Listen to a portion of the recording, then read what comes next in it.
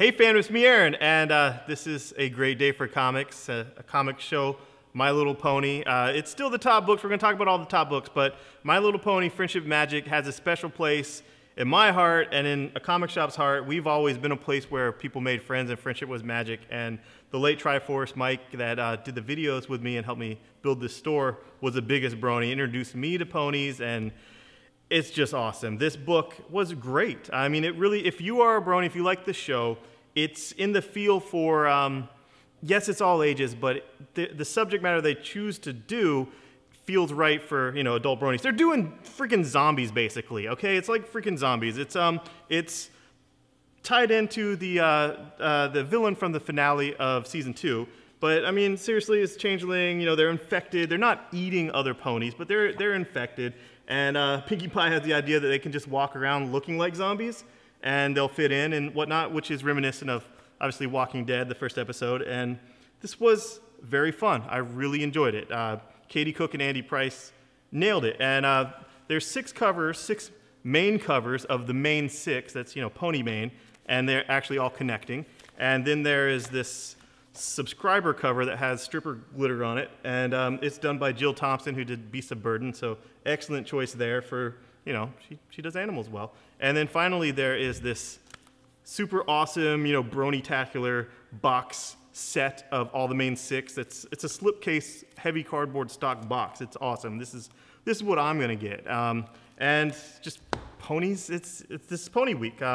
Got Pinkie Pie here. Pinkie Pie was Triforce Mike's favorite pony, and he wrote an article that was on Bleeding Cool demanding that IDW did this before they did it, and he was right. It sold 100,000 copies, over 100,000 copies. It was the first book that's a non-premier publisher in the top 10 since 2003 with DreamWorks Transformers, and it's good stuff. If you are a Brony, you will like it. If you're not a Brony, ignore it, but you can't ignore the fact that it deserves to happen, and it's getting new people into comic book stores, because you can't just have a book selling 100,000 copies that these aren't just the people that were buying X-Men or Green Lantern. This is going to be new people in comic book stores, and as store owner, even if I wasn't a Brony, I'd be totally thrilled with this.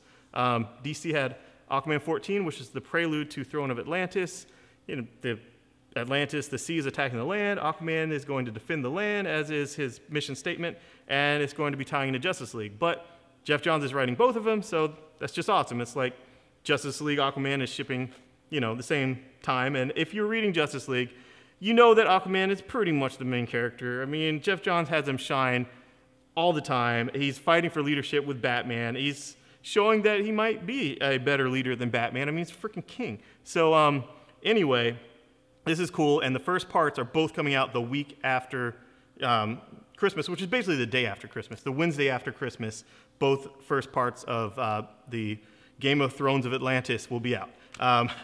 Talon number 2, if you like the Court of Owls and you want more, this is where you go. I am enjoying creating this mythos of this new character. They're having fun with it. He's an escape artist, but he's an escape artist that his whole life he's been running from the Talon and escaping things. Now he has to go into it and attack, and I'm digging it. You know, the main Batman book's all clogged up with that goofy Joker clown guy that, you know, whatever, I want more owls. If you want more owls, they're here.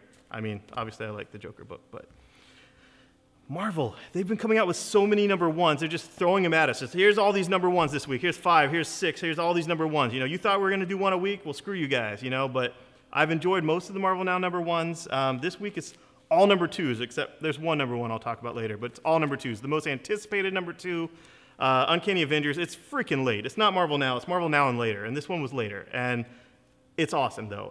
All the complaints, and when there are complaints or nitpicks by fans, when a book's late, there's more time to nitpick and tear it apart, and less time for the writer to show, no, dummies, I thought about all this, and it's all on the page. You know, it's there. The Lily White team, the fact that Captain America picked this blonde, blue-eyed, you know, poster boy for the Aryan race as his mutant poster boy, that's criticized by Logan on panel. I mean, he's just all mumbling. He's, you know, sounds like a Canadian boomhauer, but it's pretty cool. And there's this scene where, if you read Hard Traveling Heroes, the Green Arrow, Green Lantern, where there was a black man confronting Hal Jordan, telling him, like, what have you ever done for the black skins, you know, whatever. it's a scene exactly like that, except it goes a little differently. And as far as Scarlet Witch, no, she's not redeemed. She hasn't gained repentance. You know, she was just in the wrong place at the wrong time when Red Skull attacked, and that's why she's in here. And her and Rogue have such similar backgrounds, but Rogue has taken her second chance and just run with it as a hero nonstop, where Scarlet Witch has had these bouts of insanity and craziness. And I like them as frenemies, and I think if they do become friends at the end, it's going to be very, very rich, and it's gonna warm my heart. But this book was great, and if you like that cliffhanger where the dead guy was, you know, desecrated, you'll like this. Because, I mean, basically it's like, you know, if they got Martin Luther King and made him into like a zombie that just ate black people, you know, that's how much they're desecrating this guy's dream. I mean, it's a dream. It's a dream, all right? This metaphor's on all fours, even if it is offensive. A+X, it's basically Rogue and Black Widow get their nails done. It's pretty awesome. Great art, and the story I liked the most was Kitty Pryde and Iron Man. It was awesome. Lockheed's great, drawn really well. Lockheed eats a watermelon. It's funny. There's some weird aliens that we know from the X-Men stuff and from Kitty stuff that, all right, it's the Brood. Kitty was infected by the Brood. You know that. And, you know, it's just a few-page story, and it's awesome. So you'll enjoy this. It's their reconciliation tour, A+X, where they kiss and make up. Thor, this is Thor, Thor, and Thor. God is, you know, omnipresent. And the God Slayer is attacking Thor in the past, present, and future. And Jason Aaron has said that this book is going to be continuously past Thor, present Thor, and future Thor. He's going to be his own supporting cast. There's not going to be any of the other Asgardians. There's not going to be the fat guy that makes jokes or the sexy guy with the sword. The girl with the sword is in Journey of the Mystery now. His old dad with the missing eye, he's not going to be here. None of those Asgardians are going to be there. It's just Thor, Thor, and Thor, because he's a freaking god. And it was beautifully drawn, and I liked it. I liked it a lot. And I just liked that Jason Aaron just sees things a little different. Like, well, he's a god, let's have him do some godlike stuff, you know? Like, you know, all present. Past, present, future. Come on, let's do it. It was great. All new X-Men '2.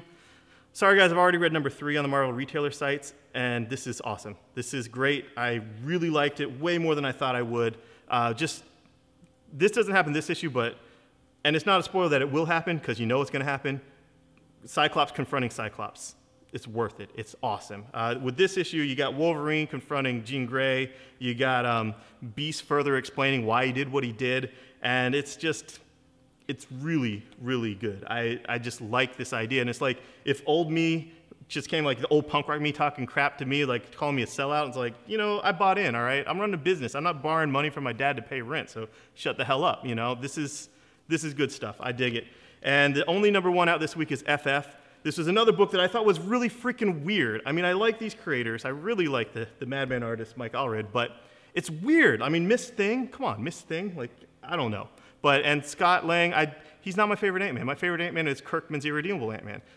You know, I know what happened to him. It's sad, but it works for this. And Fraction is so pulling on his experience as a father, as a family man. The Fantastic Four is a family, and this is Lang perhaps as adopted father to the entire Future Foundation. And this is wacky, this is crazy, it's weird, but it also has so much heart. And the fact that his daughter died recently, you know, this was a while ago actually, when his daughter died, so it's not a spoiler. If you don't know that, you're never going to know that. You're never going to read Children's Crusade. It's been in hardcover and softcover.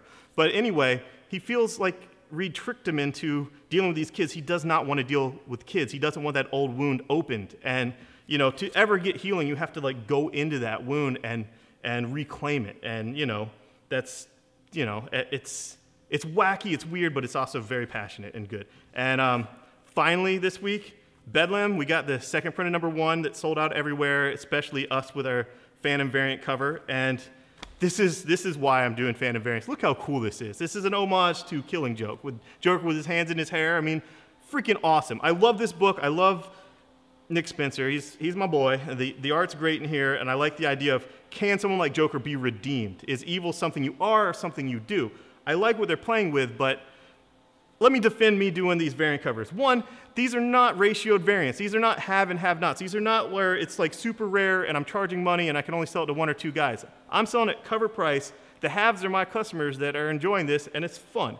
So, you know, it's just a fun thing to do for me to give extra push on something that might otherwise not be that noticed, like with the Great Pacific and now with Bedlam, and it's awesome. So, you know, my position on variant covers has evolved slightly, the same as like Obama's did on gay marriage. So, you know, that's just how it is.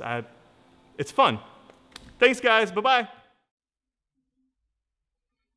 Thanks for watching the video. You know, click subscribe if you want to. Don't click unsubscribe if you don't like My Little Pony, because I promise you they won't be so My Little Pony centric in the future. And, you know, share our video. You can win comics. Go to our Facebook. It'll be awesome. Thanks, guys. Bye-bye.